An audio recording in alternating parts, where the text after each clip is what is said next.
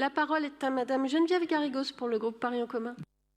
Madame la maire, mes chers collègues, l'alimentation est essentielle et vous me permettrez de prendre quelques secondes pour rappeler par rapport à la délibération dont nous avons parlé il y a quelques instants sur la question des migrations, que l'alimentation est probablement une des premières causes de migration et que souvent j'entends parler de centaines de millions de migrants qui déferleraient sur nos terres.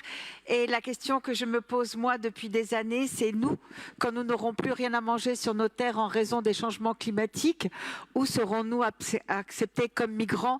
Et je pense que c'est une question qu'il ne faut pas occulter.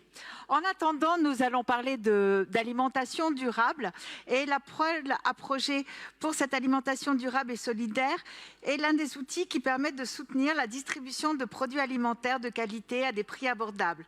Il ne s'agit évidemment pas de soutenir des structures qui vendraient des produits bio venus du bout du monde, et je pense à un certain traité du Mercosur, mais bien de mettre en valeur des produits issus de circuits courts, cultivés et éventuellement transformés à proximité immédiate de notre ville.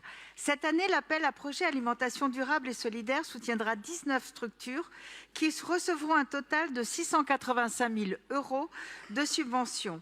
La délibération permet également de subventionner la halle alimentaire rue de l'Orion dans le 11e arrondissement pour un montant de 330 000 €. Cette délibération démontre l'importance que revêtent les quartiers populaires dans nos actions municipales, car effectivement, l'alimentation durable, l'alimentation bio et en circuit court ne doit pas se limiter seulement aux habitants les plus favorisés de notre ville. En effet, et ce texte permet de la mise en place de lieux dans ou à proximité des quartiers populaires qui ne seront pas uniquement des commerces, mais aussi et surtout des lieux de vie et de rencontre avec les habitants et les habitantes. Il s'agit aussi de soutenir des espaces de restauration durable dans des lieux tels qu'un foyer de travailleurs migrants. Parce qu'il a fait l'objet de débats soutenus lors du dernier conseil d'arrondissement du 20e, comme l'a rappelé M. Glaise à l'instant, permettez-moi d'insister sur le projet de Linky France.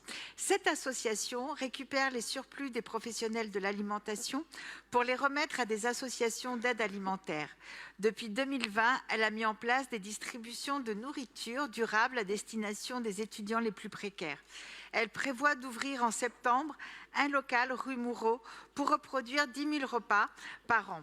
La subvention proposée doit permettre l'acquisition de matériel de cuisine. Pour conclure, je voudrais vraiment saluer le travail qui est effectué par notre collègue Audrey Pulvar. Et je sais que, outre s'attacher à développer l'alimentation durable et solidaire de notre ville, elle le fait dans le strict choix et dans les strictes priorités que lui dicte sa mission et pour lesquelles elle a été nommée. Un immense merci à toi, Audrey.